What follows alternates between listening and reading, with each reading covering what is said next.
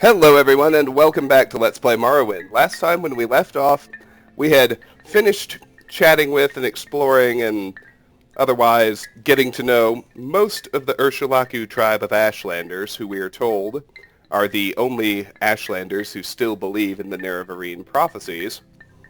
After befriending most of the others, we were told to speak with Zabamund, the Gulakan of the tribe. That's what we're going to do right now.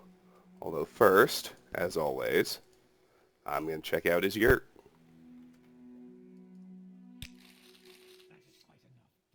That didn't work out.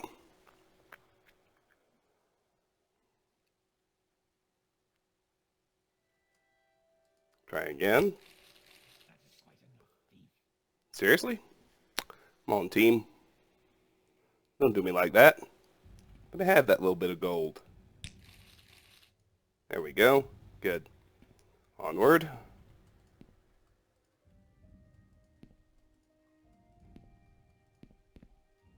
Speak, traveler. There's more gold there. Should be the last thing I need to worry about, though. So let's get it. Good gravy. Come on, dude. It's just a little bit of gold. Traveler. Oh, he's right there, isn't he? Oh, hey, I can spin him around. That'll make it easier. That'll up the odds, so to speak. Apparently not enough.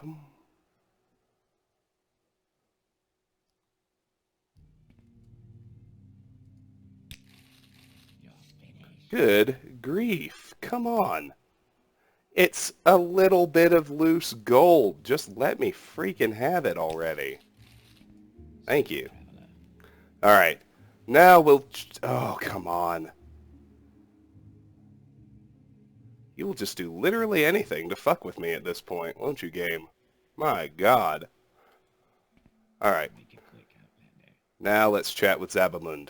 Talk, Outlander. Speak with respect, and I will listen.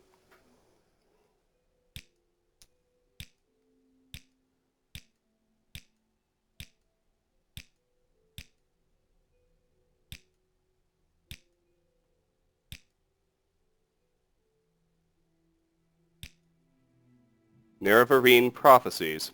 The Nerevarine prophecies are not for Outlanders. Why should Sul-Matul and Nibani Mesa speak to you about these things? Who are you that we should trust you? Tell all I have learned of the Sixth House and the Nerevarine, and ask humbly to speak to Sul-Matul. These are not simple matters. You know a great deal more than I would have thought, and some of what you say is news to me. I believe you should speak to Sul-Matul. Perhaps he will be angry with me, but I think I can bear that. Go to the Ashkan's yurt and speak with Sul-Matul. Ask him your questions and tell him I have sent you. Your journal has been updated.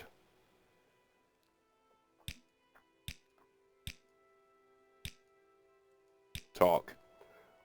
Sul-Matul will not talk to you. Nibani Mesa will not talk to you. You have no standing among us, Outlander.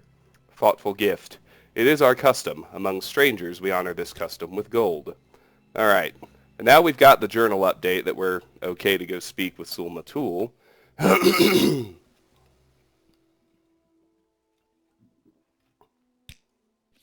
assume that's what it says anyway.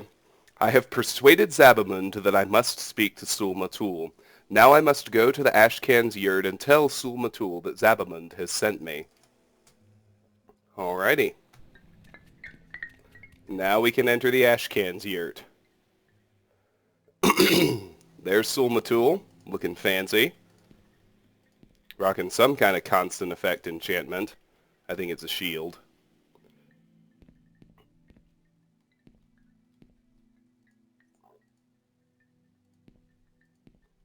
Let's just check all his stuff out. I'm waiting. Alright, there we go. Let's speak with Sul-Matul now. So, my champion Zabamund has sent you to talk with me about the Nerevarine prophecies. Then go ahead, Travis. Talk. I am very curious. Yeah, I guess you would be, wouldn't you?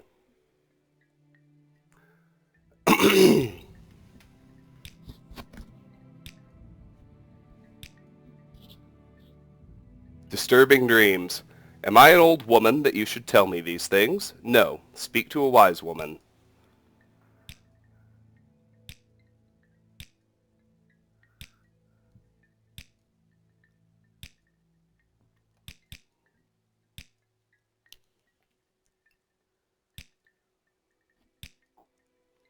We'll skip Nerevarine prophecies for just a moment.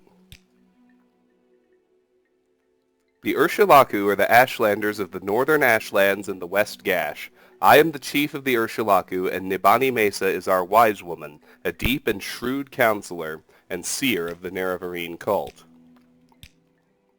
Thoughtful gift. Do you want to offer me a gift? Good. I am not proud. I like gold. This is the custom you Outlanders call a bribe. Yes? Alright, let's do Nerevarine prophecies then. You think you fulfill the Nerevarine prophecies. You wish to be tested to see if you are the Nerevarine. No Outlander may join the Nerevarine cult. If you were a clan friend, an adopted member of the Ashlander tribes, then perhaps. I have an initiation rite in mind. If you pass this rite, I will adopt you as a clan friend of the Ashlanders, and then I will submit you to Nibani Mesa, our wise woman, who is skilled in oracles and mysteries, and who will test you against the prophecies.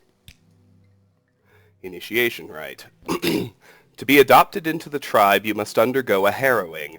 In a harrowing, you will be judged by the spirits and ancestors to see if you are worthy. Go to the Urshilaku burial caverns and fetch me Sul Senapul's bone-biter bow. Sul Senapul was my father, and his spirit guards his bone-mold longbow deep in the burial caverns. Return to me with this bow, and I will adopt you into the Ashlander tribes as a clan friend. Your journal has been updated.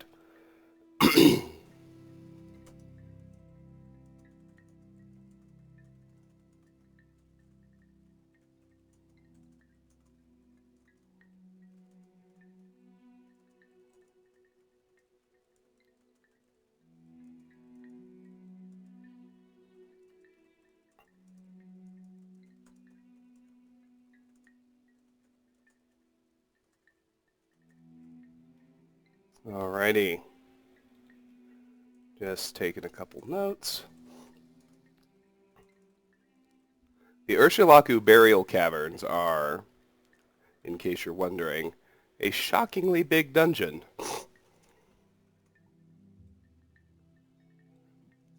But they are close by, which is nice. Just need to do a couple of things. Alright. Urshilaku Burial Caverns. The burial caverns lie to the south-southeast of the camp. A north-facing door at a little hill halfway between us and the slopes of Red Mountain. Go north from the camp to the water, then turn east. At a rock cairn on the beach, turn and head straight south until you find the door. The spirits of our ancestors guard the caverns. They will attack and will kill you if they can. Force your way past them or evade them, get the bow, and return to prove your worthiness. Your journal has been updated. All right. Sul Matul has sent me to the Urshilaku burial caverns to fetch Sul Setapul's bone-biter bow. Sul Setapul was Sul Matul's father, and his spirit guards this bone-mold longbow deep in the burial caverns. If I return to Sul Matul with this bow, he will adopt me into the Urshilaku tribe as a clan friend. And then Sul Matul will send me to the wise woman, Nibani Mesa, to be tested against the Nerevarine prophecies. I must go to Urshilaku burial caverns to retrieve Bonebiter, the bone-mold longbow of Sul Matul's ancestor Sul Senapul. Sul Matul says that the Urshilaku burial caverns lie to the south-southeast of the Urshilaku camp, halfway between the camp and the slopes of Red Mountain. He warns me that Ashlander ancestral spirits guard these burial chambers. All right. Okay. Let's go. Now, it isn't very difficult to find our way to the burial caverns if we've already been to Abanabi. Remember, I pointed out to you that the path continued past that cave, but we were going to take a break from following it and go to the camp first. Oh, hello. Well, that break is over. Now we are going to follow the path.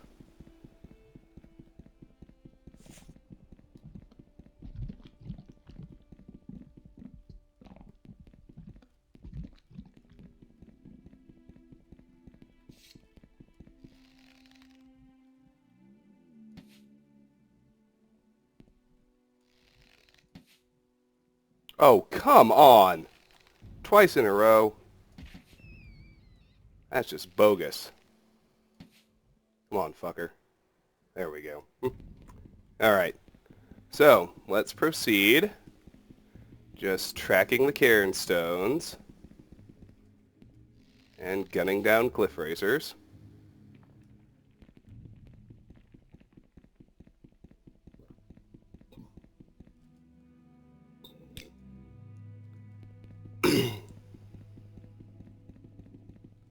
There's another one in there.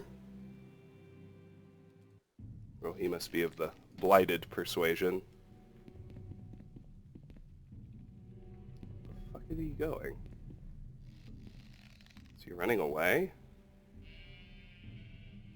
I mean, there's certainly wisdom in that, but it's a little cheesy. There he comes. He's trying to attack. There we go. Anyway, that one's a dead end, which is fine. And look, remember Phalasmarion? I remember. This is how these paths link up.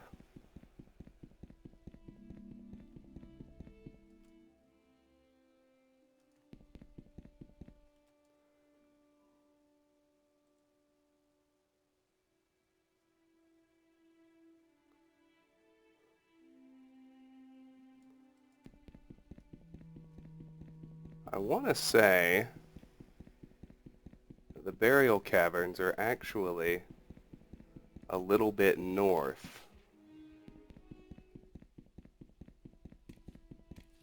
Off the path. We'll test that in a moment. Of course, I'm low enough on arrows that I should probably switch to my katana for anything that isn't a cliff racer. Ah yes, here they are. Alright, Urshilaku Astral Burial.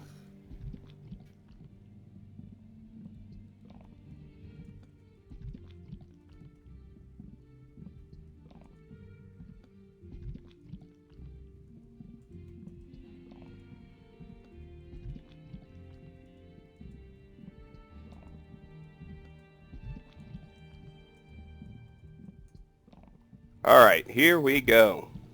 There's some neat stuff in what is also quite a large dungeon. Here are the Urshilaku Burial Caverns.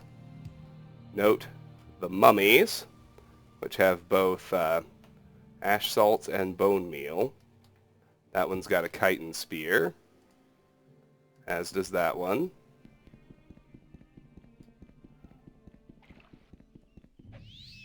There's a rat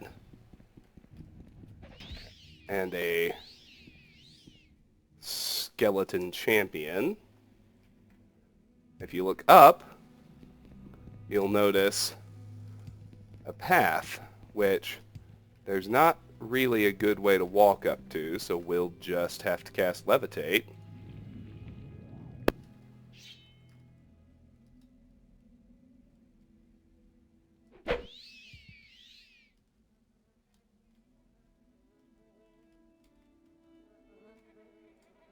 Dead Adventurer with some halfway decent stuff. And on the other side,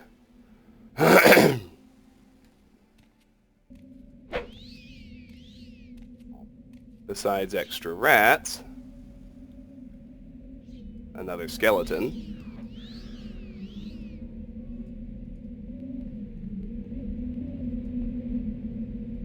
and a skeletal corpse with some nonsense and a little bit of gold. That's it for the astral burial. I highly recommend not disposing of corpses, because there are 6 zones in this dungeon, and we're going to be doing a lot of tracking back and forth between them. And when we get to this one, more of this going on. And another skeleton.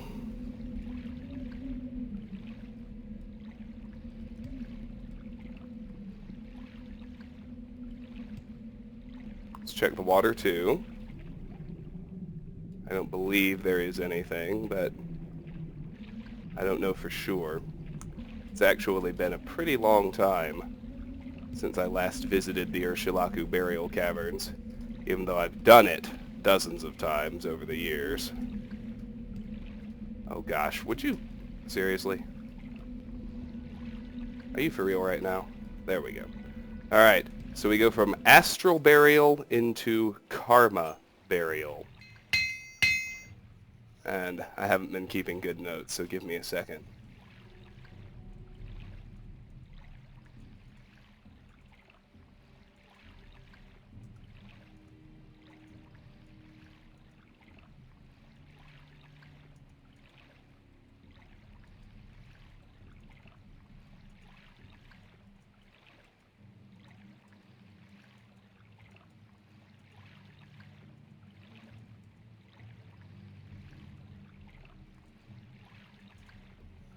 Alright. Here in karma burial, what do we got? Skeleton. Well, duh.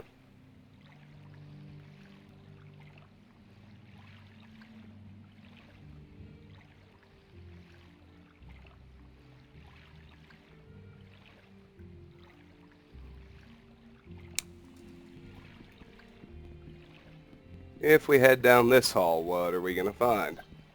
Well, another skeleton. Almost goes without saying. Got a couple more mummies up here, but their gear is getting better. We have a spear of light and a steel halberd.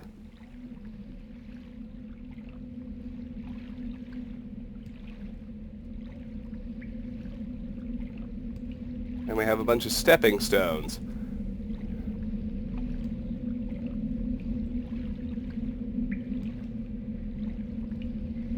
We can go north or south.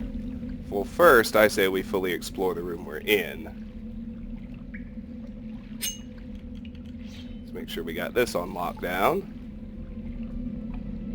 We should probably check all of these little islands, even though I don't believe they all have goodies on them.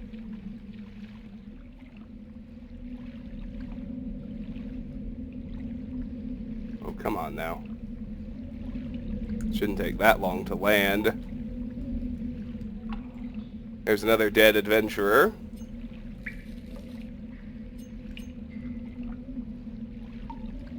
And here's another little island with a couple of urns. That's actually not too bad.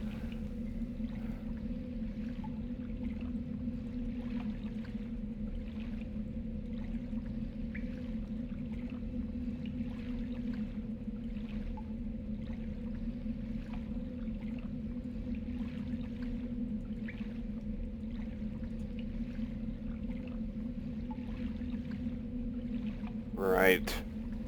So south is progress, so let's go north first.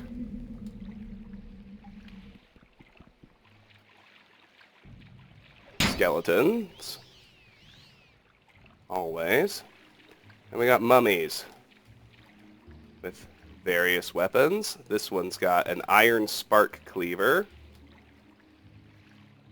This one has a silver spear. This one has a silver staff. And I think that's actually it. What is after me?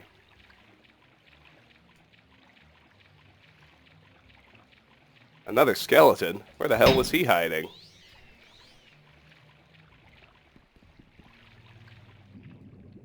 And it doesn't matter, I'm just amazed I didn't see him.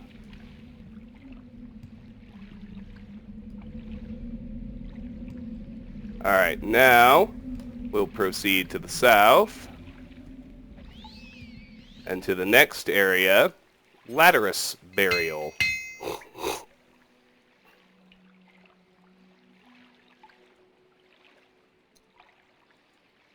This is zone 3 of 6. Yeah, I know.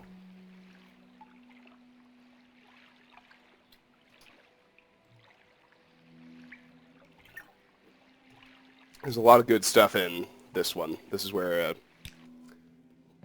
might seem like I oversold the complexity of the dungeon to you. This is where it really takes off, so to speak. Let's try underwater first. Not really seeing anything. That's fine. We got a mummy up there.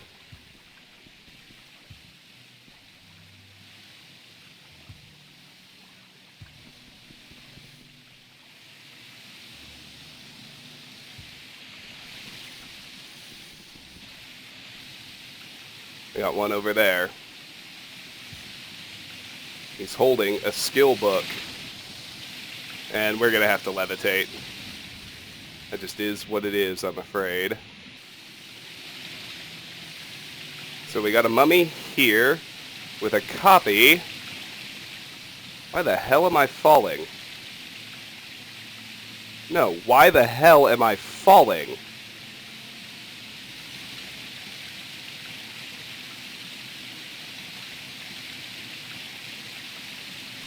There, that's a new skill book.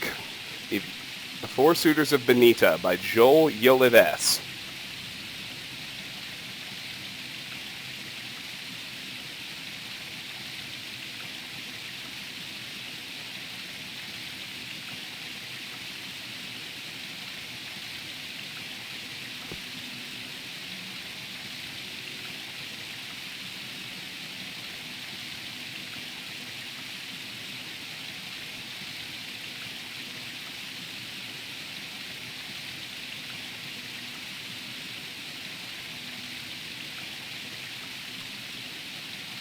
And because this is actually a new book, I'll have to take it off our list and read it. Up until he was 10 years old, Oin Parnificasus was in an elite group of the very best families of Nissus. They went to the very best tailors, shared the same tutors, played in the same exclusive company. When his mother died, and his father discovered that the money they had been living on was based on a thief's salary, he suddenly found himself on a very different kind of society, one that he had been ill-equipped to deal with. They were poor. Oin eventually learned to make a living at the only skill he seemed to be well suited for, gardening. In time, he had grown an impressive garden of willow anther, gold cannet, chokeweed, white bloatroot, and trauma shrubs. He had also grown himself into a remarkably uninteresting man aside from his gardening. He had little to say for himself, unlearned, uncharismatic, unathletic, uncoordinated, and yet he yearned. Specifically, he yearned for a girl he had known before all his trouble, a sweet thing with curly locks and a joyous laugh named Benita Gorgoth. Once, when at play, he had pushed a bully away who was trying to hurt her, and the look of appreciation she gave him was enough to make all his days since then worth their while. As he tended his garden one springtide, not very many years ago, he heard some people talking through the thick, tall trauma shrubs about the marriage of Sidura Indoril Pavlek Mamuna, one of the wealthiest and most respected nobles in Nissus, and Serio Benita Gorgoth. His heart fell. She had found another, a mere 9 years since she had given him that look while at play. As spring turned into summer, and summer into fall, Oin began to sell his herbs, including some to Kenna Yakin Bale, a prominent healer in town. He had been a tutor to both Benita and Oin, and told the young man that the lady's husband was not very well. Oin held back his happiness and continued on his errands. Not long afterwards, Sidura Indoril Pavlik Mamuna fell ill and died, despite all the skills of the great healers, including Yakin Bale. When Oin came to deliver the herbs that day, he said, "If you are still in communication with Benita, please give her my sympathies." "Ni hao," said Yakin. if I could get a word in with all her counselors. They are trying to find her a new husband, and she has made it clear that she will only marry the strongest man in Morrowind." "Who is that?" asked Oin. "Horath the Strong," replied Yakin. "It is said that he can lift a wagon with but his forefinger and thumb." "You can teach me a spell that will fortify my own strength," said Oin. "I beg you to teach it to me now." "Very well," replied Yakin, "but in return I want your next season's worth of trauma root, all to myself." Oin agreed, and Yakin taught him the spell to fortify his strength. It took him some time to master it, visualizing magicka streaming through his body, pumping through the very fibers of his muscles for a time, giving him strength far beyond the puny power nature had intended. When Oin met Horath on the street of Nissus, he cast the spell and challenged him to a duel of strength. "I am Horath the Strong," said Horath the Strong, predictably. "Witness as I lift this wagon with but my thumb and forefinger," and he did so. "I am Nimlam the Mighty," said Oin, taking some artistic liberty. "Witness as I lift the stable that houses your wagon with but my forefinger," and he too did so. The word went out quickly throughout Morrowind. The strongest man alive was in the province. Oin went to visit his friend Yakin Bale. "Her Lady Benita has heard of the strength of Nimlam the Mighty, and has said that she was mistaken.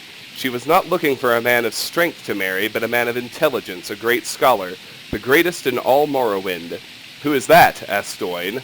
"Kenna Warfell Thomason," replied Yakin. "It is said that he can best any man or woman in a battle of wits." "You can teach me a spell that will fortify my own intelligence," said Oin. "I beg you to teach it to me now." "Very well," replied Yakin, "but in return I want your next season's worth of white bloat root, all to myself." Oin agreed, and for the next couple of weeks Yakin taught him the spell and trained him in its use. He taught him how to entrench his mind for the sudden assault of awareness and aptitude that would assail it, how to give himself to the sudden thoughts and theorems that would invade his consciousness. When he met Warfell Thomason in the Mages Guild of Nissus, he cast his spell and gave the challenge. "I am Kenna Warfell Thomason, and I can prove that Akatosh, Nirn, and Oblivion are one," said Warfell, writing out the mathematical formula that showed it was so. "I am Kenna Zombel Mokafa, and I can prove that you do not exist," said Oin. He wrote out the mathematical formula, which proved correct, and Kenna Warfell Thomason vaporized on the spot. The word went out quickly throughout Morrowind. The most intelligent man alive was in the province. Oin went to visit his friend Yakin Bale. "Her Lady Benita has heard of the intelligence of Kenna Zombel Mokafa, and has said that she was mistaken. She was not looking for a man of intelligence to marry, but a man of endurance, a rock, the greatest in all Morrowind." "Who is that?" asked Oin. "I would say Master Kambova," said Yakin. "They say he can stand in blue flames for 20 minutes. "You can teach me a spell that will fortify my own endurance," said Oin. "I beg you to teach it to me now." "Very well," replied Yakin, "but in return I want your next season's worth of chokeweed, all to myself." Oin agreed, and for the next several weeks he learned the spell to make his endurance like that of the oldest stone. He learned how to shrug off the effects of frost, poison, fire, and charges of lightning, pulling the pain into a reservoir of magicka and expelling it. The lesson learned, he came across Master Kambova at the Madak trade house. "My name is Master Kambova," said the fellow, nudging the witch next to him. "Kenna Lelis, cast a ball of blue flame for me." And he sat in the inferno of flame for 20 minutes before he left. "Master Kambova, my name is Master Vomph," said Oin. "Kenna Lelis, cast a ball of blue flames for me." Oin sat in the inferno of blue fire for very nearly an hour before he left. The word went out quickly throughout Morrowind. The toughest man alive was in the province. Oin went to visit his friend Yakin Bale. "Her Lady Benita has heard of the endurance of Master Vomph," he said, not entirely improving of Oin's latest sobriquet, "and has said that she was mistaken. She was not looking for a man of endurance to marry, but a man of agility, a nimble acrobat, the greatest in all Morrowind." "Who is that?" asked Oin. "I would say Funkrazat Preef," said Yakin. "They say he is the greatest shield blocker and pickpocket in Morrowind." "You can teach me a spell that will fortify my own agility," said Oin. "I beg you to teach it to me now." "Very well," replied Yakin, "but in return I want your next season's worth of gold cannet, all to myself." Oin agreed, and Yakin taught him the spell that would fire his impulses with magicka. Over several weeks he learned how to supplant his own natural energy with the spells, how to view the world at the slower pace a man with advanced agility sees. In time, Oin came upon Funkrazad in a field outside the city, doing his regular exercises. Oin cast his spell and approached the acrobat. "Ah, behold the power of the amazing Funkrazat Priest," said the aforementioned, and prompted his sparring partner to attack him with his sword. He blocked the blows effortlessly with a shield for 10 minutes, and then revealed afterwards that he had pickpocketed the young man's purse. "Very impressive, Sir Priest. Now behold the power of the remarkable Gazoof Mao," said Oin, and prompted Priest's sparring partner to attack him with his sword. After 20 minutes of blocking the man's blows with his shield, he revealed that he had pickpocketed Funkrazat Priest's purse. The word went out quickly throughout Morrowind. The most agile man alive was in the province. Oin went to visit his friend Yakin Bale. The door was closed this time, and he heard voices within. "Have you heard about the remarkable Gazoof Mao?" Yakin Bale was asking. "He sounds like a very promising suitor." "The truth is, Kenna, that I have no more interest in him than I had in Nimlam the Mighty, Kenna Zombel Mokafa, or Master Vamph," replied a feminine voice that seemed familiar to Oin. "I will have to invent a new test for suitors while I search for my true love. You don't wish to marry the strongest, most intelligent, toughest, most agile suitors?" asked the old healer. "No, not at all," said the woman. "I had to make some kind of test to rebuff the advances of so many men interested in my money and the money of my late husband. The truth is that I've never forgotten the young boy who was so kind to me when I was a little girl and so brave fighting off the bullies. His name was Oin Parnafikasis." Oin burst into the room and was reunited with Benita. They were married at once. A week later, he returned to Yakin Bale and learned how to fortify his personality in exchange for next season's worth of willow anther. Then they lived happily ever after. Oh, isn't that nice? Okay, well, this is ridiculous. Seems to be working normally now, at least. Alright, so let's see what else we got.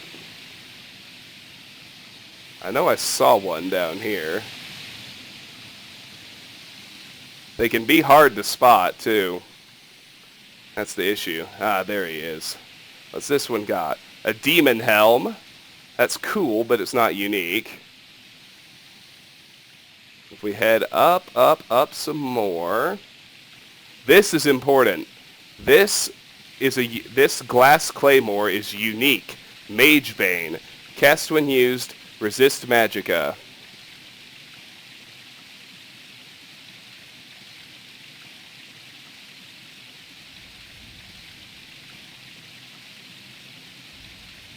Let's take that off of the unique item list.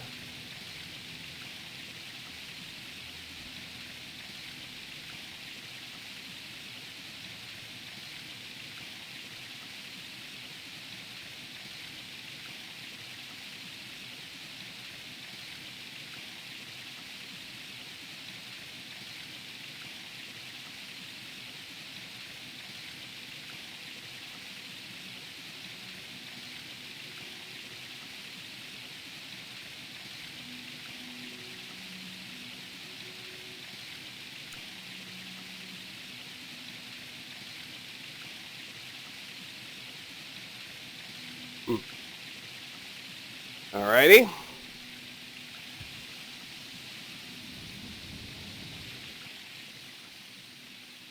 Up here, more mummies. This one just has an urn. This one seems to actually have nothing. This one has a pair of glass greaves. Not bad. This one has an amulet of frost with his urn. The one way up here at the very top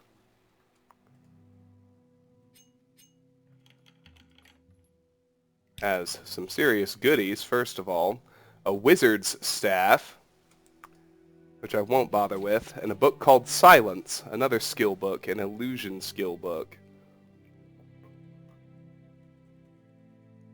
The wizard staff, I could take it now, but it's subject of a later Mages Guild quest.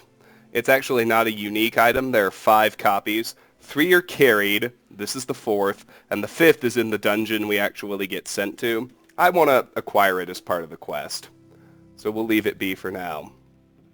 But we have silence.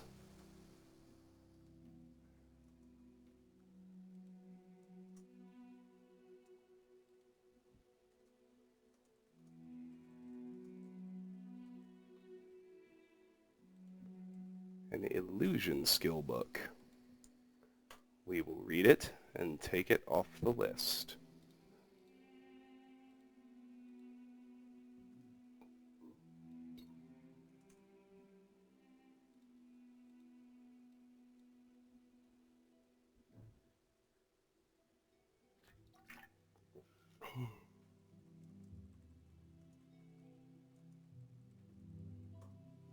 Silence by Ganfril Kimeth.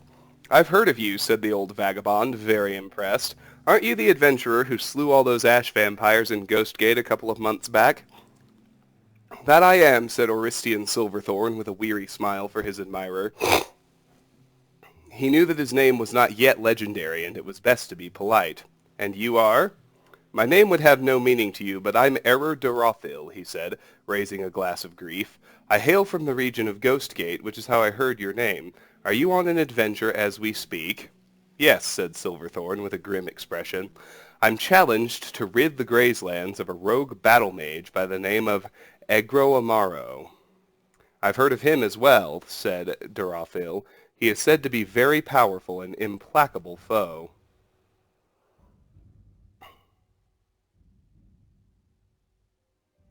That is why I'm drinking now, sighed Silverthorn. So tell me, what is your profession? I do nothing, said Durathil with some measure of pride.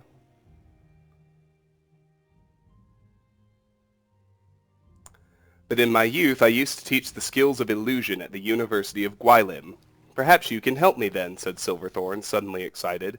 Can you teach the spell Silence? I can certainly pay you. I know that spell, said Durathil. You might find invisibility very helpful as well, or perhaps darkness, which would allow you to sneak up on old Egro Amaro. No, said Silverthorn firmly. I only have time to learn one spell. I have to kill Egro Amaro, collect the award, and be back in Nissus as quickly as possible. My wife worries when I'm away. Darathil agreed, and as the two settled back in their seats at the corner club and tossed back glasses of grief, the old man shared his knowledge of the spell. He explained what it truly meant to bend sound, creating a cone of silence as glass can bend light. He had Silverthorn close his eyes while he tapped the side of his glass, making him picture the sound as the physical entity it was before it was extinguished. The adventurer, after a few hours of instruction, paid the old teacher and set off on his way. In Duranyan, Egro Amaro's stronghold was not far from Sadrith Mora, and he soon saw the blight and ruin that was the battle mage's calling card. Delving into the depths of the ruins, Silverthorn was set upon by the servitors of Egro Amaro, living and undead. With his enchanted ebony blade, he cut through legions before facing the master himself in the desolate main hall.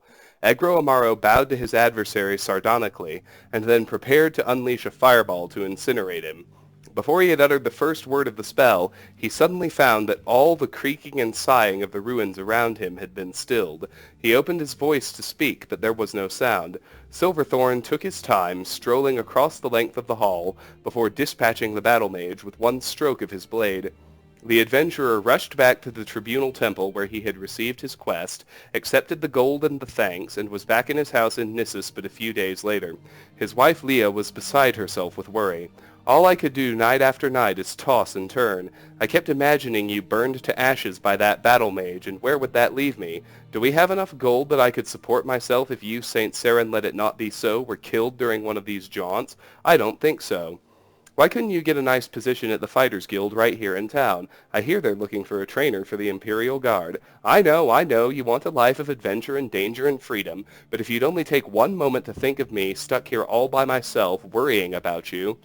I suppose you'd like it if I took more of an interest in your work, but it was like I was telling Sir Calicia Vignum the other day. I said, Calissa, what good is a husband? Leah continued to talk, deaf to the fact that her words were dead before they left her mouth. Silverthorn smiled and nodded his head, enjoying the silence. He could have killed Egro Amaro without the spell, he considered, but he could not have survived his wife. That's pretty funny. I like it.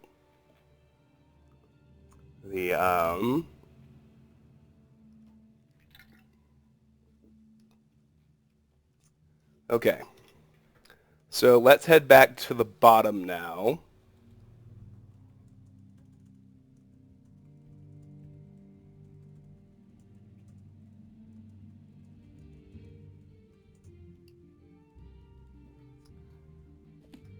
Because we found everything in here that's important. We can go all the way back to the bottom.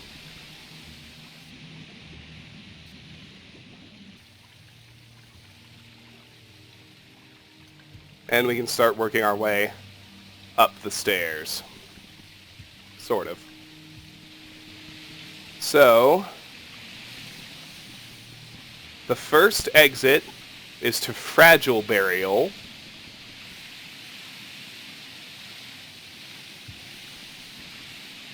The second is to Kefka Burial. I wonder if someone's a fan of Final Fantasy VI. The second to last good one. And up at the top is Kakuna Burial. I'm sorry. I misspoke. There are 7 zones, not 6. And the last one is Juno Burial. That's everything. So let's do them in that order. Juno Burial is where the Bonebiter Bow is. So, first things first, let's head into Fragile Burial.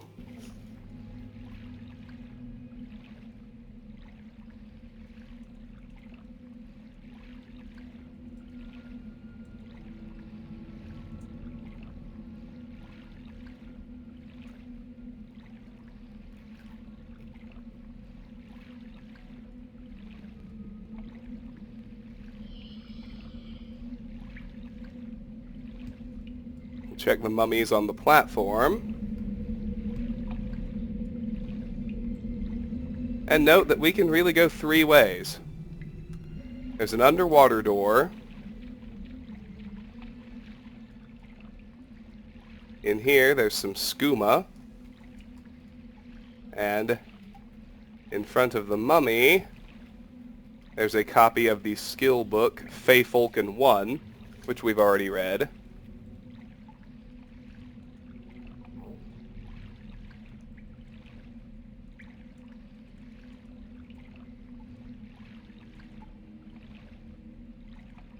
Which we've already read. I think I said that already. I apologize.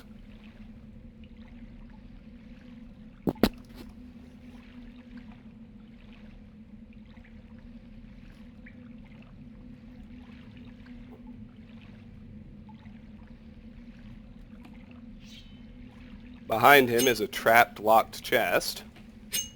Let's get that open. Invocation of Azura and Special Flora of Tamriel we've read already. Let's just smack the Ancestor Ghost here and continue.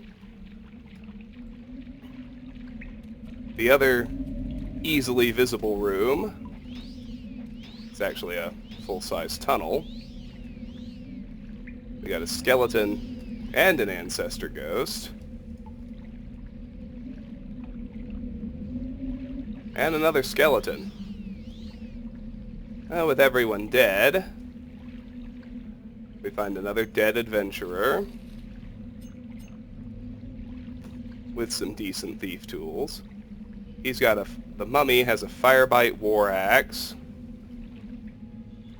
a bone mold tower shield, and a bone mold helm. None of that's too awesome.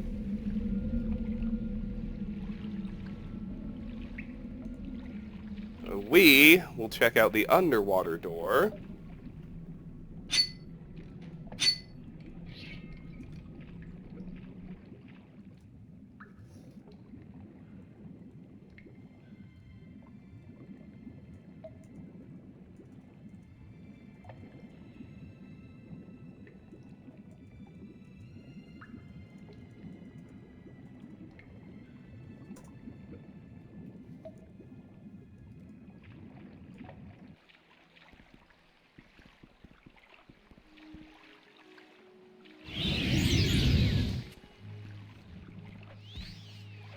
Up here we actually get to fight a unique monster, a skeleton mage called the Worm Lord.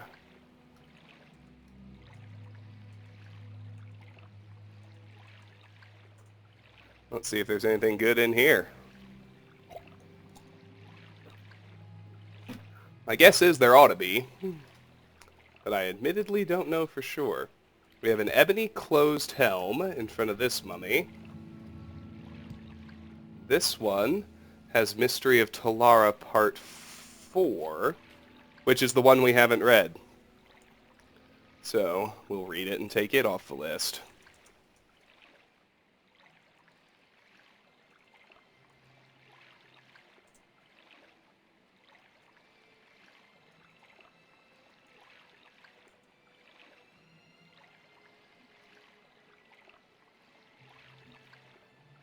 And yes, that is the last Mystery of Talara.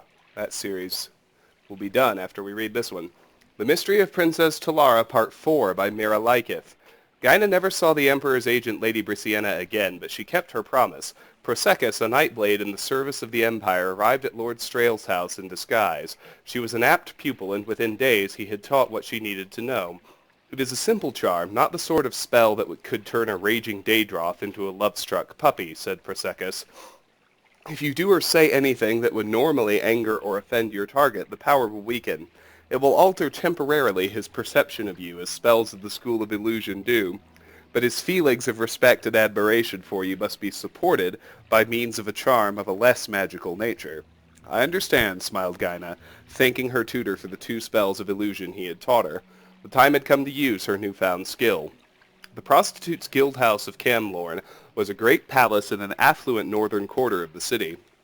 Prince Cylon could have found his way there blindfolded, or blind drunk as he often was. Tonight, however, he was only lightly inebriated, and he resolved to drink no more. Tonight he was in the mood for pleasure, his kind of pleasure. "Where is my favorite, Grigia?"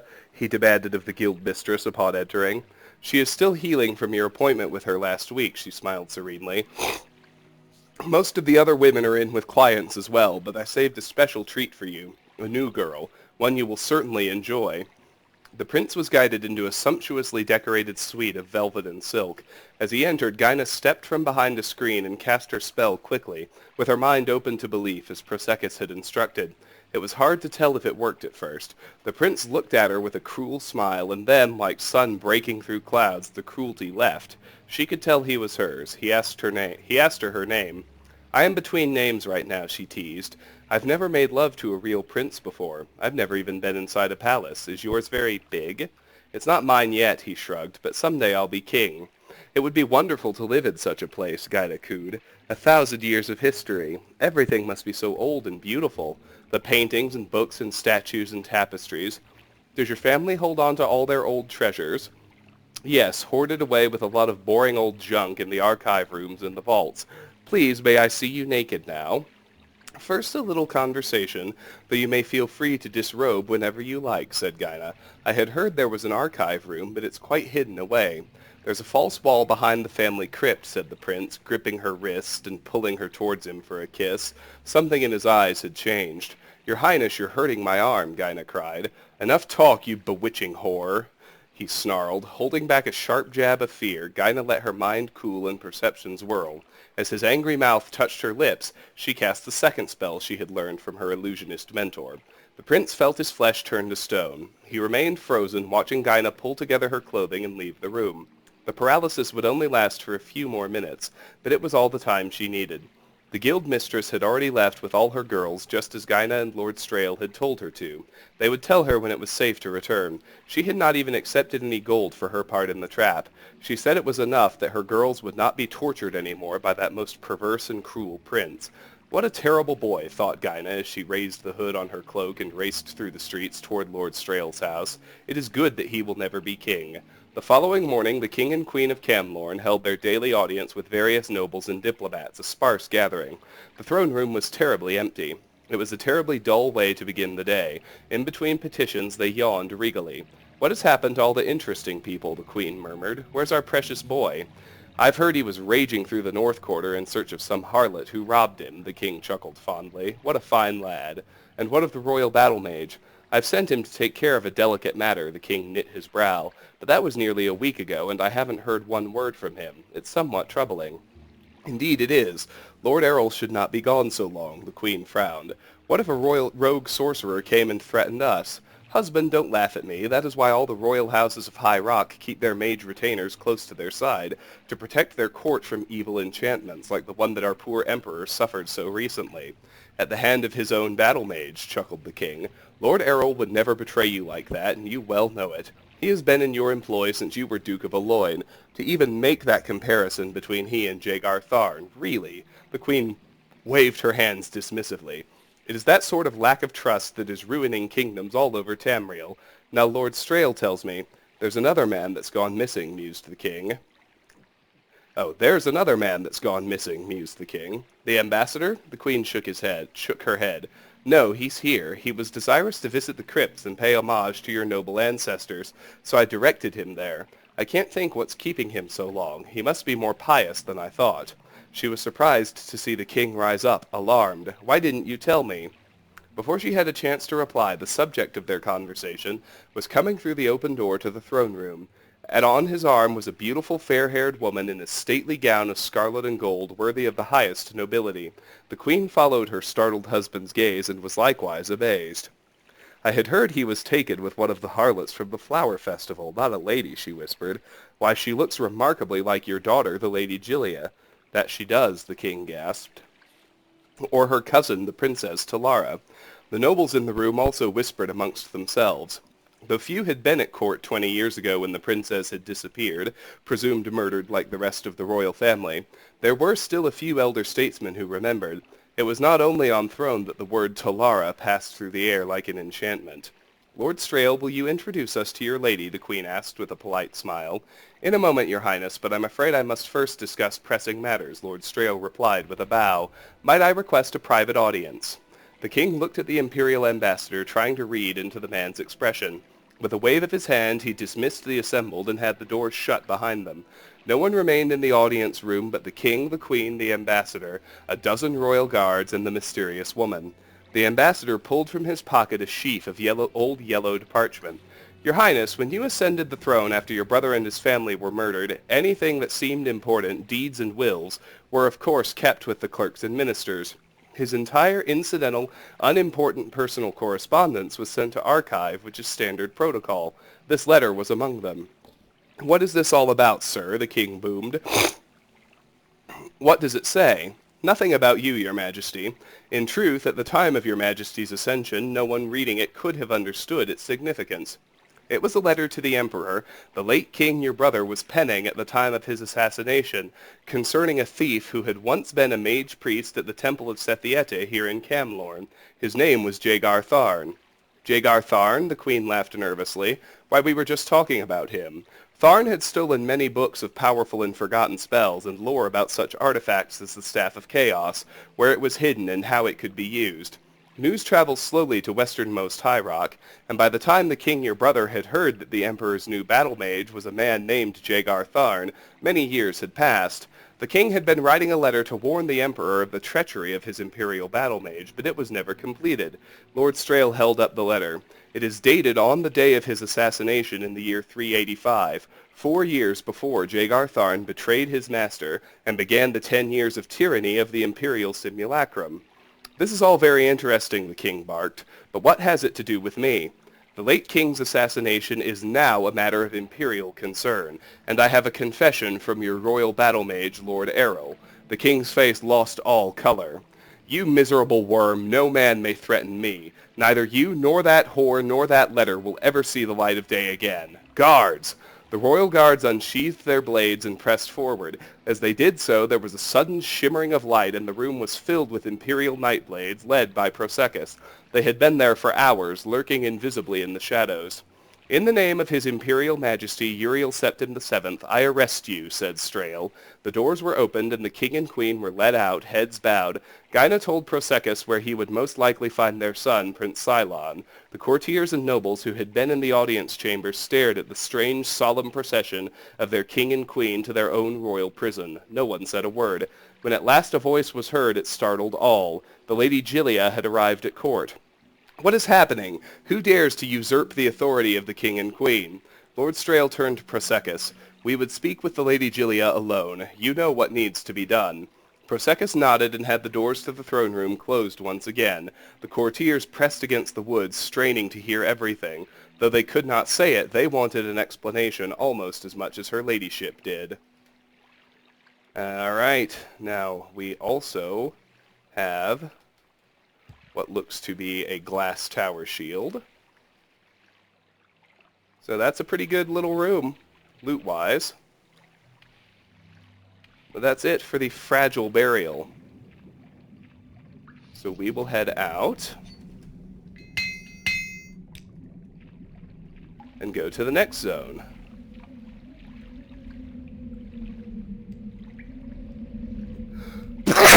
Oh my goodness, excuse me. Back in the Laterus burial.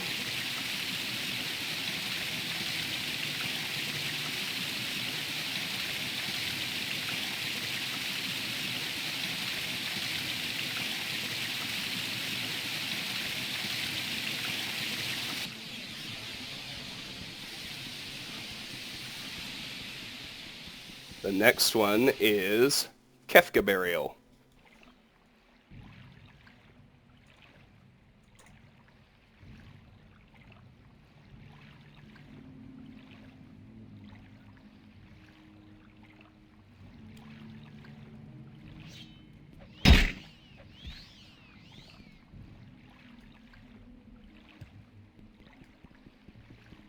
This one I think is a bit more straightforward. Down here there's a Droog Cuirass. If you haven't found one yet. This is where the game starts doling out the high-level loot in quest dungeons. For those non-thieves among us.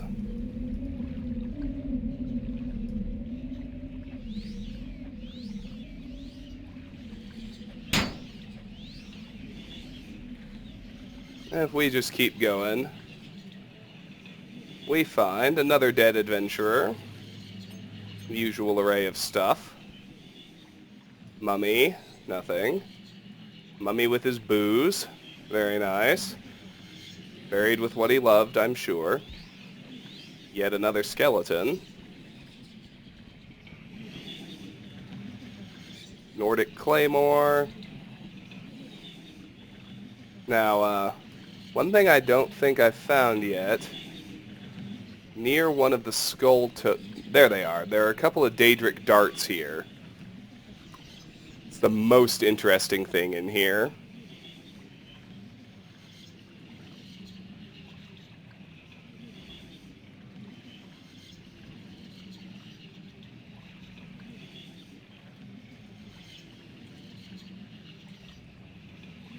Oops.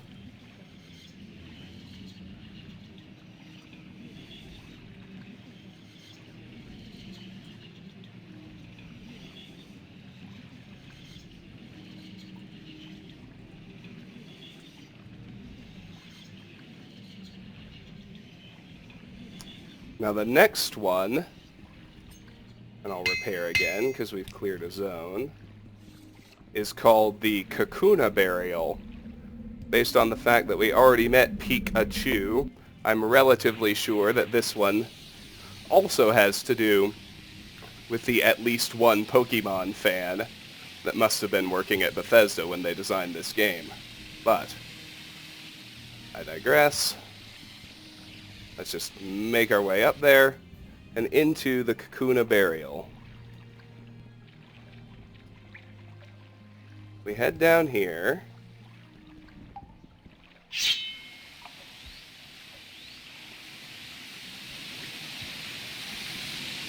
We can actually head through the waterfall.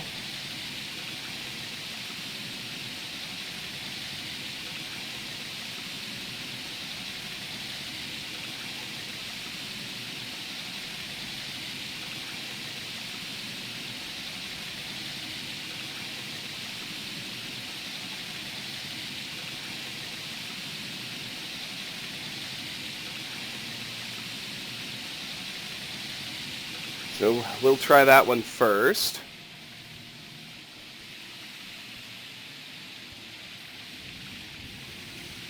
Through the waterfall, we can levitate up to find a couple more mummies with some jewelry and a devil cephalopod helm.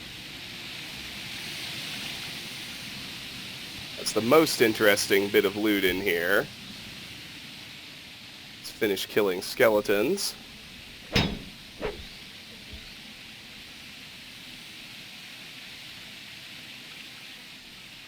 Make sure we check out all these platforms. A scroll of hellfire, a chitin spear. There are a couple of chests up top. I suppose that's something. And they're locked, or at least that one is. Spirit of the Daedra, Book of Daedra, we've read both already. So now let's just search these platforms. Note that there's nothing over on that side. That's a chitin short sword. That's a steel halberd. All relatively useless. Here on the ground level, there is another dead adventurer who carries thief tools like they almost always seem to. And that is it for Kakuna Burial. Now... Oh shoot, that was my last apprentices. Go figure. Alright, we'll start on Journeyman's then.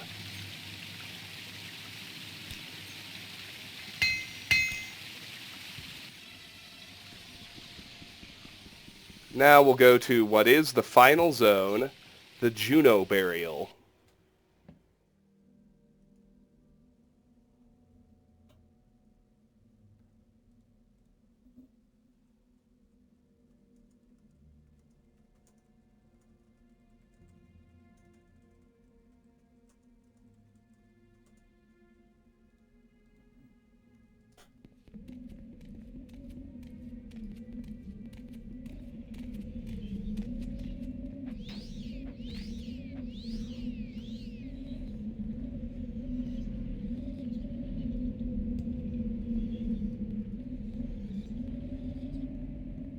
So if we just head, I'm pretty sure we do have to levitate to get up there actually. Let's do it.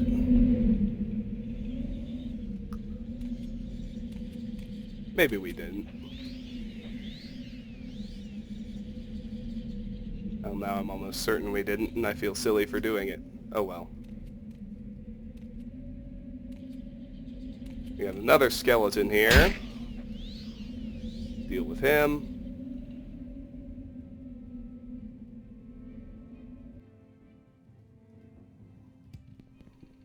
Down in this tunnel. There's yet another one. Sure enough, we did not need to levitate. Oh well. Up, up, up. And into this top chamber.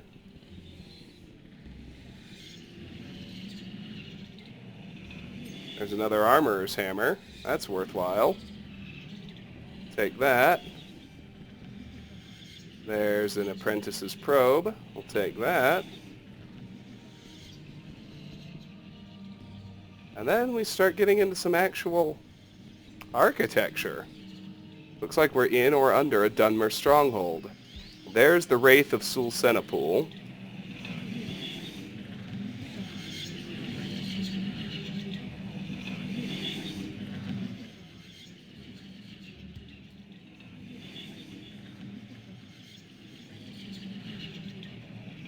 This one has a common soul gem with a scamp soul. The Wraith of Sul-Senapool has the Bonebiter Bow of Sul-Senapool.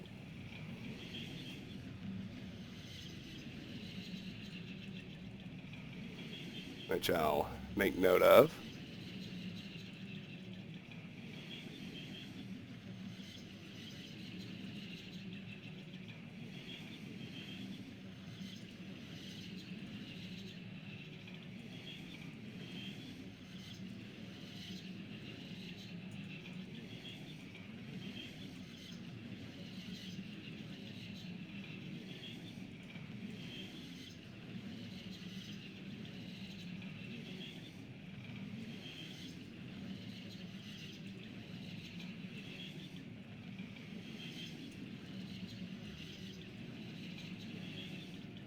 Alright, now things get interesting.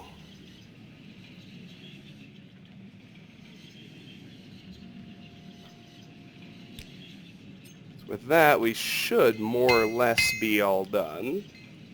Well, not should. We are basically done. Not basically. We are done with this dungeon. Sheesh. I don't know why I can't get that sentence out correctly. So, we now simply need to schlep it on back to Sul-Matul. That's definitely the biggest, coolest dungeon we've explored so far. Main quest dungeons are like that in a way that they don't really put that level of effort into anything other than the main quest. Well, that's not true. A lot of the places are cool. It's just more that it's very easy to see that they devoted by far the most effort to the main quest dungeons. That'll become more and more apparent as we explore more of them. And we get out to Astral Burial, which is really just a tunnel.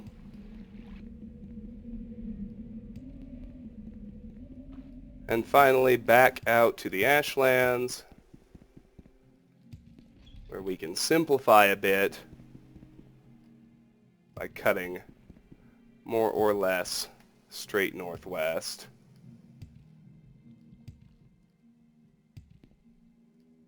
In order to return to the Urshilaku camp. Let's head back to Sul-Matul now that we have finished his task.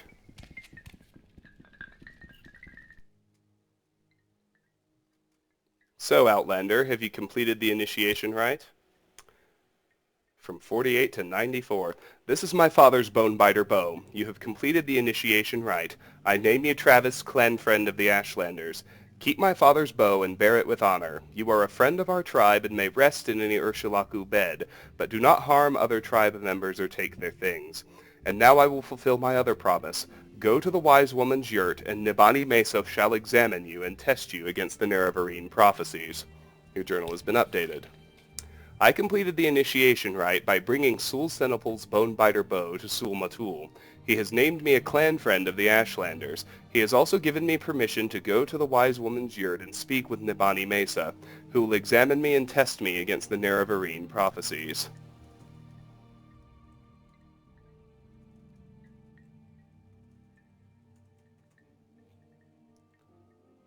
Cool. So we get to keep the bow. Let's check out what it does. It's not that awesome. It's a cast when strike. No, I'm sorry. It's cast when used, damage agility, 20 points on target. Let's go visit Nibani Mesa in the wise woman's yurt. About time. So she's in here. Let's loot the yurt first.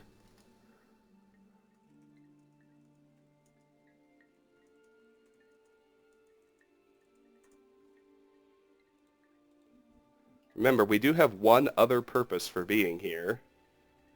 Very incidental relative to the main quest, but Dear Nibani has the Valen Varyan Propylon Index, which is our current target in the Master Index quasi-quest.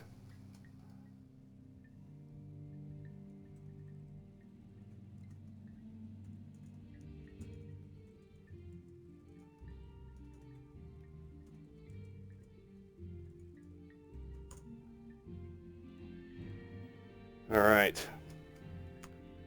So, they've told me of you, Outlander, or shall I say clan friend. You are hard-headed and ignorant, but perhaps it is not your fault. My Lord Ashcan says you will ask me about the Nerevarine prophecies. He also says I will test you against the Nerevarine prophecies. I must do as my Lord Ashcan says, so ask your questions and I will test you. Disturbing dreams. This is a strange dream indeed. The Sharmat Dagothur speaks to you in the voice of prophecy. He curses the three betrayers, the three false gods, Vivek Almalexia Sothasil.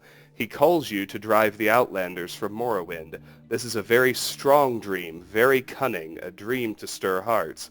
This is a very good lie. He called you Nerevar, and the dream of the Nerevarine is very strong and very dangerous for you and for all my people.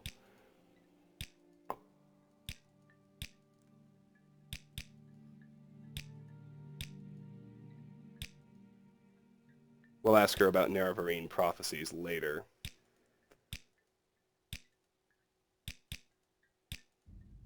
Thoughtful gift. She likes gold.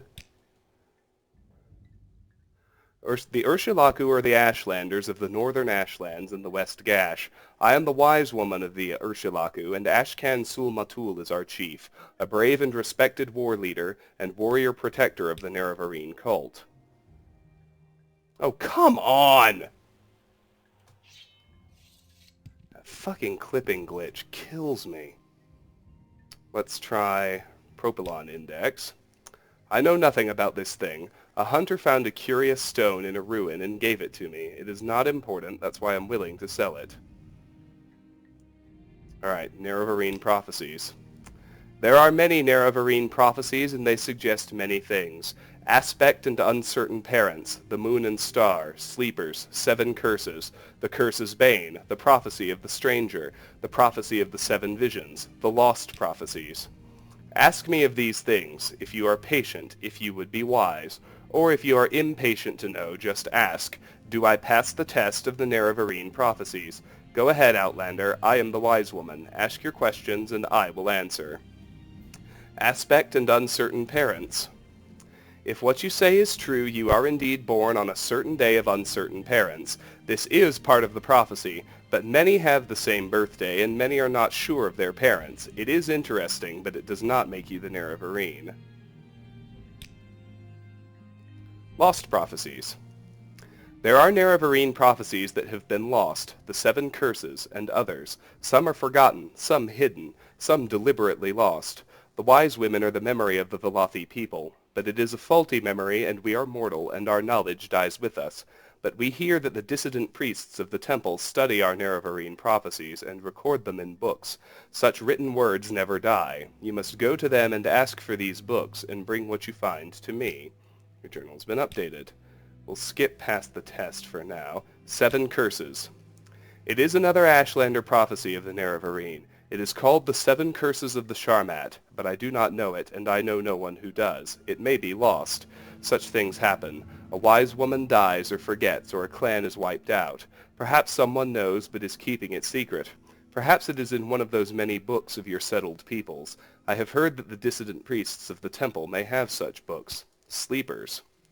Rumors say that in the towns, mad cultists called Sleepers are attacking people, saying that Dagoth-Ur has awakened and will drive the Outlanders from Morrowind. Perhaps it is just a coincidence, but I think it is a sign of the Nerevarine, not necessarily a sign that you are the Nerevarine. Perhaps the time of the Nerevarine has come, and you have come at the same time. This is not passing a test, but it may mean you have some part to play in the coming of the Nerevarine. Your journal has been updated. The Moon and Star. Legend says Indoril Nerevar's family standard bore the moon and star, and Nerevar's armor and weapons bore this sign. Some say he bore a moon and star birthmark. Some say he has a magic ring marked with a moon and star. Others say he was born under a moon and star. In any case, I think the moon and star is the mark of the Nerevarine, and you do not have this mark, so you are not the Nerevarine. The 7 Visions. The full title of the prophecy is 7 Visions of 7 Trials of the Incarnate. Listen, and I will tell you the verses. 7 trials. What he puts his hand to, that shall be done. What is left undone, that shall be done. First trial. On a certain day to uncertain parents, incarnate moon and star reborn. Second trial. Neither blight nor age can harm him. The curse of flesh before him flies. Third trial. In caverns dark Azura's eye sees and makes to shine the moon and star. Fourth trial. A stranger's voice unites the houses. 3 halls call him Hordator.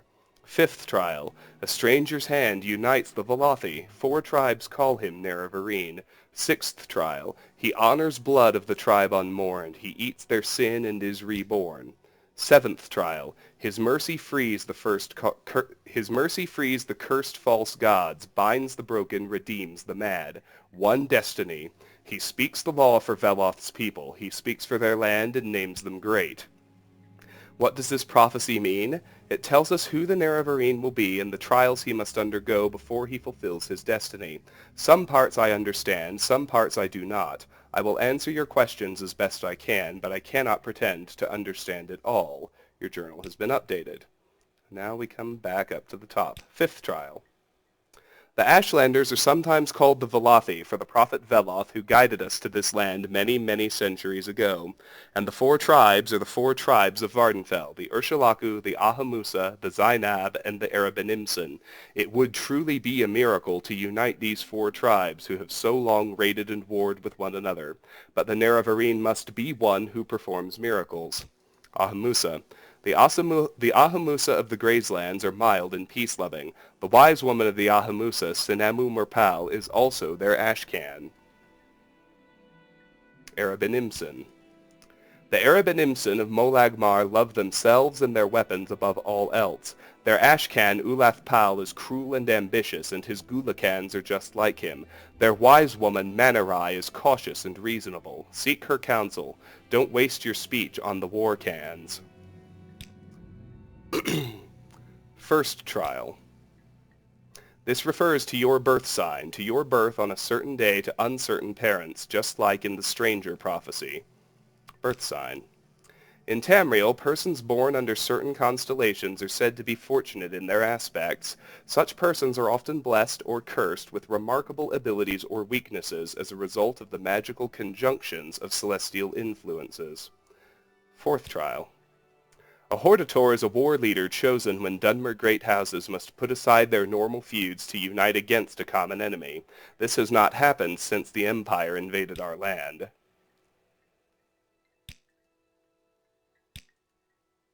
One destiny. Veloth's people are the Dunmer, all Dunmer, Ashlander and Great House. The last time the Velothi were united were with Nerevar at the Battle of Red Mountain. Now Nerevar will come once again and unite the Dunmer. He will restore Morrowind to the Dunmer and restore the former greatness of the Velothi people. We'll skip past the test for now. Second trial. I'm not sure what this means. Will the Nerevarine come as a spirit who is not harmed by blight or age? I don't know. But I think curse of flesh means the blight disease corporus, which causes terrible, distorted growths on its victims. Perhaps the Nerevarine can heal this disease. Perhaps that will be a sign of the Nerevarine. 7 trials. The incarnate cannot fail. What others have tried, he will do. What Nerevar started, the incarnate shall finish. 7th trial. The cursed false gods must be the tribunal. They are surely false gods, evil sorcerers, and necromancers, and they murdered Nerevar so they might set themselves up as gods. Binds the broken must refer to Nerevar's broken promise to the Ashlanders to honor the ways of the spirits and rights of the land. 6th trial. I am not sure. The tribe unmourned may mean the 6th house, House Dagoth, which was exterminated after the Battle of Red Mountain, but it may also mean the Dwemer, or the dwarves as Westerners call them, and eating sin is doing atonement for another's sin. The Stranger. This is the best known of the Nerevarine prophecies. We call it the Stranger. When earth is sundered and skies choked black and sleepers serve the 7 curses, to the hearth there comes a stranger, journeyed far neath moon and star. Though stark-born to sire uncertain, his aspect marks his certain fate. Wicked stalk him, righteous curse him, prophets speak, but all deny. Many trials make manifest the stranger's fate, the curse's bane. Many touchstones try the stranger, many fall, but one remains. 3rd trial. In legend, there is a shrine to Azura called the Cavern of the Incarnate. There are secrets I may not tell you about this cavern. Do not ask. And Zainab. The Ashlanders of the Zainab tribe are sly and crafty. Their camp is in the interior of the Grazelands.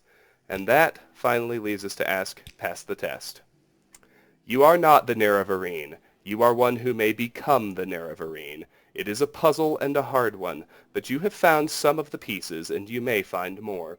Do you choose to be the Nerevarine? Then seek the lost prophecies among the dissident priests of the temple. Find the lost prophecies, bring them to me, and I will be your guide. And take these copies of the stranger and the 7 visions. Now I have told you all I know. Go, think on what I've told you, and do what must be done. Your journal has been updated. The 7 visions has been added to your inventory. The stranger has been added to your inventory. So first, let's read those 2 books and take them off of the list. So we have The Stranger and the 7 Visions. I'm going to read those first, then I'm going to go through the many, many journal updates we got. The 7 Visions. 7 visions of 7 trials of the Incarnate.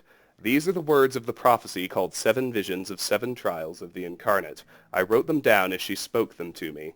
7 trials. What he puts his hand to, that shall be done. What is left undone, that shall be done.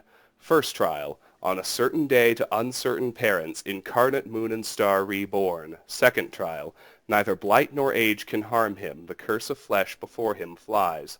Third trial. In caverns dark Azura's eye sees, and makes to shine the moon and star. Fourth trial. A stranger's voice unites the houses. 3 halls call him Hortator.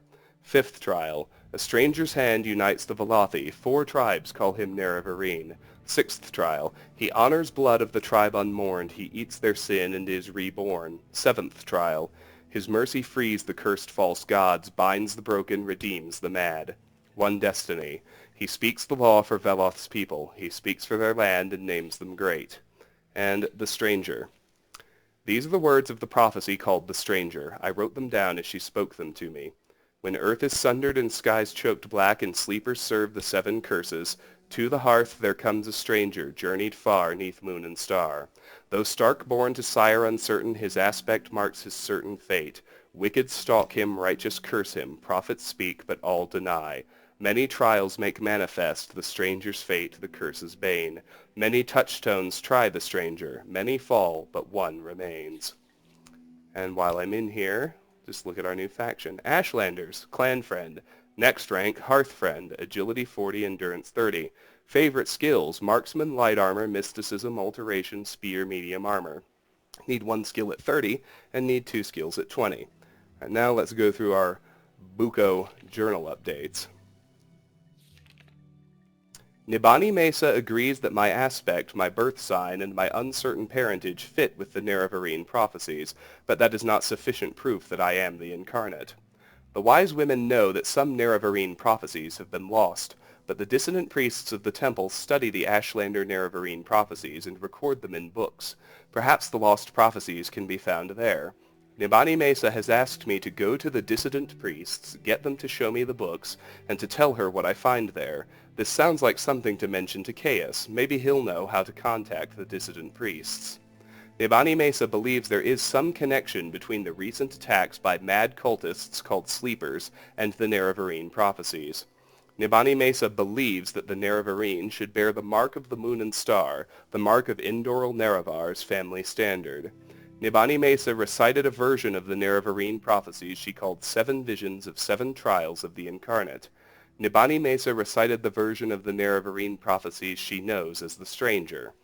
Nibani Mesa says I am not the Nerevarine, but I may become the Nerevarine. It seems she is willing to help me unravel the Nerevarine prophecies and my part in them. She tells me to seek the lost prophecies among the dissident priests of the temple. If I bring these lost prophecies to her, she will be my guide. And she gave me copies of the Nerevarine prophecies called the Stranger and the 7 Visions. Now it's time to report back to Caius. Indeed it is. So, let's cast Recall. Get ourselves all the way back to Balmora. I'm going to quaff a Restore Magicka potion. I'm getting uncomfortably low. I'll grab one of the ones I have in storage. I have several, as you can see. I'm going to stash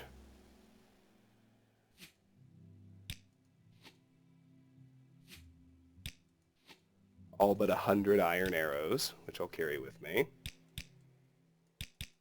Oh, come on now.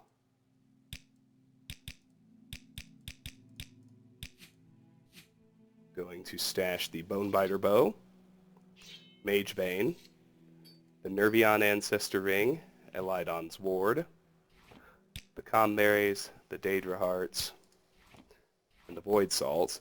Keep those for Chaos. Keep that for Fulms. I got one. I have 2 Apprentices lockpicks, which means I need 7 Journeymans. Oops, I did that wrong. 5 picks is enough.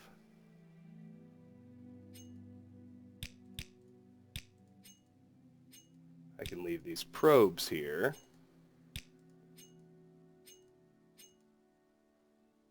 I'm actually mostly happy that I'll leave the repair prongs. I'll grab 3 extra Journeyman's hammers instead.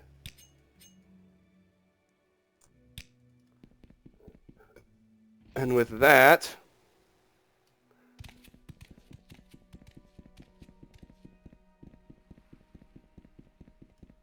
first, I want to head back to Caldera, because that one's easy.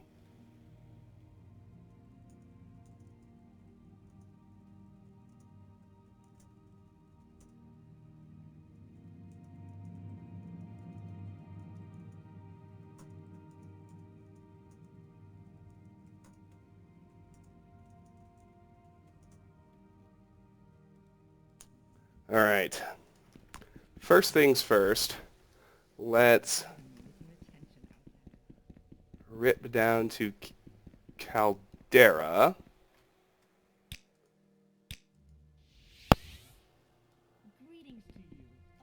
Visit Fulms Mirel. Work. Here's your 500 gold. Next, I want the Indoranian Propylon Index. Its current owner, Divaith Fear, the old and powerful Telvanni wizard of Tel Fear, a collector of antiquities, may not want to part with it. Valen Varyan Propylon Index has been removed, 500 gold added, journal updated. I delivered the Valen Varyan Propylon Index and received 500 gold. Next, I need the Indoranian Propylon Index. Divaith Fear, the old and powerful Telvanni wizard of Tel Fear, may not want to part with it. I suppose that's understandable. Let's head back to Balmora, where we can report back to Chaos. And then I need to explain a bit about what my next steps are going to be, but let's not get ahead of ourselves. Let's take our 2 documents to Chaos first and see what he has to say. Game's getting interesting, though, isn't it? Oh, you better believe it. A pleasure to meet you. Orders. You've spoken with Sul Matul and Nibani Mesa, and from what they say, it sounds like you could really be the Nerevarine. That's just incredible, but I'll have to get used to it. I'll have to get used to the idea. Let me try to get word to Mira Milo. Maybe she can find out whether the dissident priests have any lost prophecies. But in the meantime, I have a very tough assignment for you. Do you think you're ready? I'm willing, but cautious. Good. Cautious is smart. I'm going to give you the mission, but I'm going to give you 400 drakes. Before you head out, make sure you outfit yourself with healing potions, new gear, a little training, whatever you think you need most. And if you get in trouble, back off, rest up, and go back fresh. Don't take any chances. I think this will be a tough one.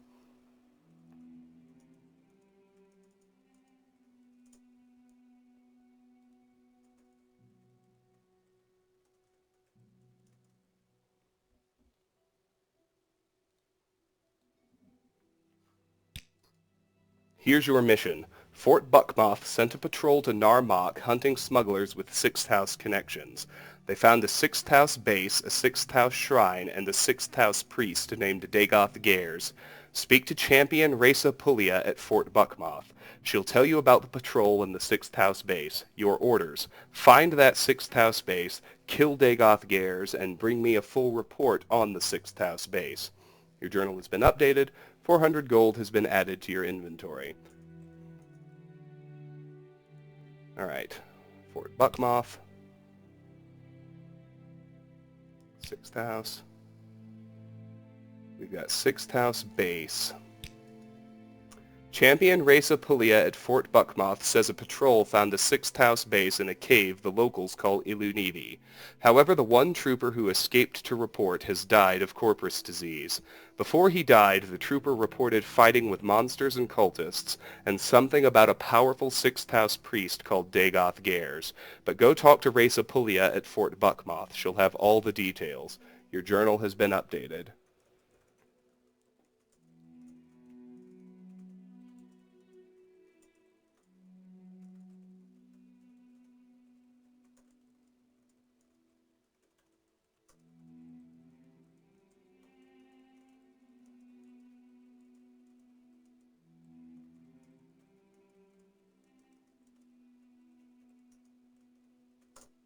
Okay, we can go ahead and talk to Reza Pulia. Corpus disease. I don't know much about it. I've never seen a case myself. You can get it from contact with the Red Mountain monsters they call corpus beasts. I think it's like a blight disease, only worse. It usually drives victims mad and causes terrible deformed growths on the body. I'll check my informants and find out how to cure it. In the meantime, just follow your orders. I don't know what else to do. The Spy Master has sent me to find a 6th House base near Narmak.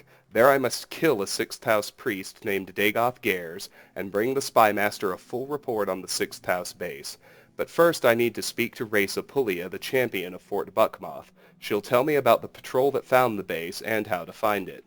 The Spy Master says a patrol found a 6th House base in a cave the locals call Ilunibi.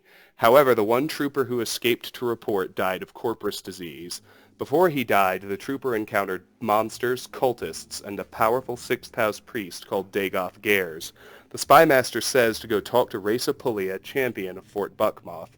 She'll give me the details. Alrighty. So we'll make our way to Ald'ruhn. He didn't seem to care about our prophecies. I'll stash them on Raylan Lallo. I feel like I might need them at some point.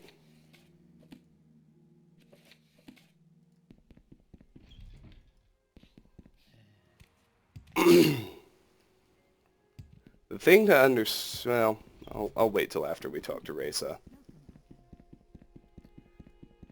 The game's been tipping its hand a little bit towards this, but at the conclusion of this quest, we get infected with corpus disease. It actually does progress time-wise, and I don't think it'll ever actually kill you, but it does drain away some stats in pretty alarming fashion. So once we get it, it's imperative that we proceed straight to getting it cured, which involves a trip to Tel Fear, which we've heard of, the Telvanni Tower of Divaith Fear. But I want to be ready to go straight there, which means having already explored up to it, so I don't feel like I'm skipping content. That's rationale number one. Rationale number two, I'll discuss after we speak with Reza. I'm Reza Pulia, champion of the Legion garrison here at Buckmoth Legion Fort, and you're Travis. Caius Cosades sent you, didn't he? Caius says you're the one to handle this 6th House base near Narmak. Narmak is an island fishing village on the Bitter Coast roughly west of Caldera and Ald'ruhn. Here, let me mark it on your map. There is no marked route to Narmak from Ald'ruhn. It's no easy trip. Our patrols take the Balmora Road. At the Nissus Balmora Ald'ruhn signpost, go south, then immediately west on a side road to Druleen Phelan's cottage. Then head cross-country west to the coast, with the old Dunmer stronghold at Andazrith as a landmark. When you hit the coast, turn south. Follow the coast, wading around headlands when necessary. Pass a shipwreck. When the coast levels out and turns from barren rock to green swamp, you're in the Bitter Coast region. Keep south with the water on your left until you see Narmak, an island just off the coast.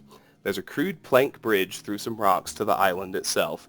It's a rough place, popular with adventurers, smugglers, and outlaws, but maybe someone in Narmak can tell you how to find the Ilunibi sea caverns. 6th House base. Only one trooper returned. He died soon after, horribly disfigured with corpus disease and out of his wits. In his ravings, he spoke of a cavern on the coast. He called it Ilunibi. It's not on our maps. Try asking locals in Narmak. They fought with cultists and disfigured man-beasts. Corpus monsters, I think. They fled the attackers and got lost in the caves. Then they ran into a half-man creature named Dagoth Gers. This Dagoth Gers slew the rest of the patrol but spared the one trooper. He told the trooper he was being spared so he might tell others that the sleeper awakes and the sixth house has risen and Dagoth is Lord and I am his priest and all will be one with him in the flesh. The trooper awakened outside the caves and returned here. We couldn't recognize him and he didn't respond to questions, just kept rambling on like a madman until he died. Corpus disease. I've heard of corpus disease before, but never seen it. The trooper's flesh was swollen and covered with growths. His bones twisted and lost their shape. He spoke to himself as if in a dream. We didn't recognize him at first, except for his clothing and armor. The fort chaplain tried spells and potions, but couldn't cure the disease. He died soon after he reached the fort. Didn't realize how fast corpus kills. It sure wasn't pretty. The troops seem shaken. I'm a little worried myself, to tell the truth. Ilunibi. That's what the dead trooper called the sea caverns where he found the sixth house base. It's not on our maps and no one here has heard of it. Maybe the locals in Narmak can tell you where to find it, or you may have to search for it yourself.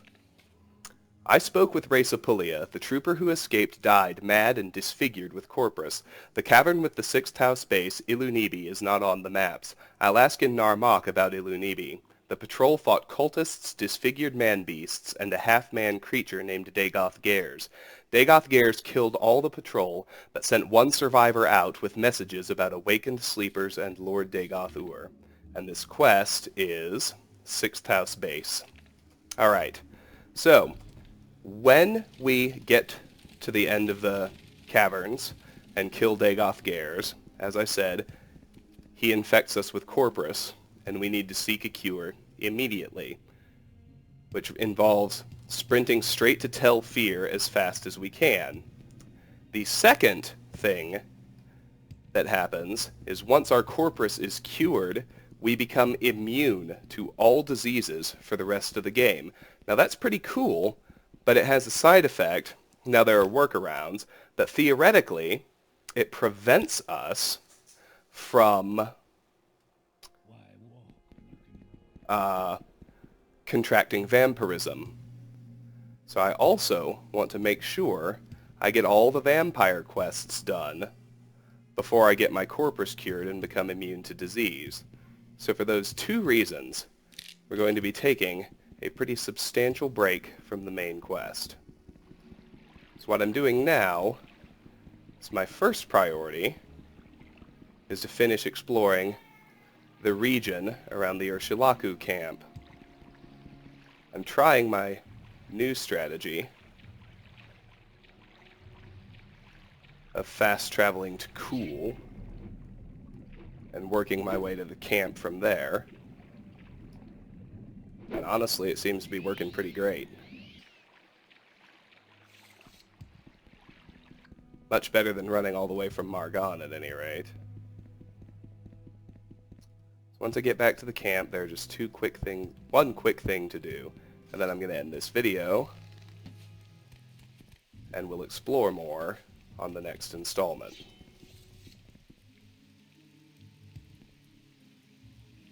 For now, we'll duck around to Cernabitashby. One thing I forgot to mention, well, not forgot to mention, forgot to do, because I had mentioned it. So I forgot to chat with Kurapli after becoming a clan friend, which I should have done, because she'll give us a quest. Let's go do that now. Back at the Urshilaku camp, let's speak with Kurapli right quick.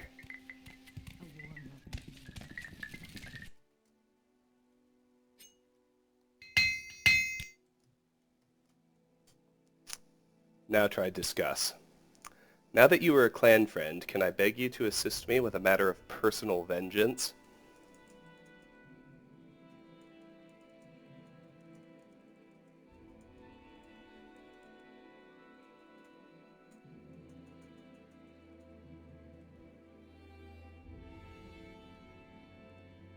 Okay, let's try clan friend first. As a clan friend of the Urshilaku, you may rest in any Urshilaku bed, but you may not harm another Urshilaku and must not take their things. Do not offend against these rules of hospitality, or you will no longer be our friend. Personal vengeance. Zaleh Sabatamail, an outcast Ashlander, betrayed Urshilaku hospitality and killed my husband. If you could find Zaleh Sabatamail, kill him, and bring the justice of his death to me, I can promise you a fine reward, my dead husband's enchanted spirit spear. It is a great treasure, but I would be glad if it might purchase the vengeance that would set my husband's spirit to rest. Bring me news of Zaleh Sabatamail's death, and the spirit spear is yours. Your journal has been updated. Zaleh Sabatamail, this outcast murdered my husband. I have heard that he has taken refuge in a place called Ahara Saplit on the island of Sheagorad, the large island north of Vardenfell. You might find information about Zaleh Sabatamail or Ahara Saplit camp in the fishing village of Dagon Fell on Sheagorad Island. Your journal has been updated. Kurapli, an Urshilaku trader, says an outcast Ashlander named Zaleh Sabatamail betrayed Urshilaku hospitality and killed her husband. Kurapli promised that if I can find Zaleh Sabatamail, kill him, and bring her the justice of his death, she will give me as reward her husband's enchanted spirit spear. Kurapli says the outcast Ashlander, Zaleh Sabatamail, may be found in a Harasaplit camp on the island of Sheagorad, the large island north of Vardenfell. Kurapli says I might find information about Zaleh Sabatamail or a Harasaplit camp in the fishing village of Dagon Fell on Sheagorad Island, and this quest is called Kurapli Seeks Justice.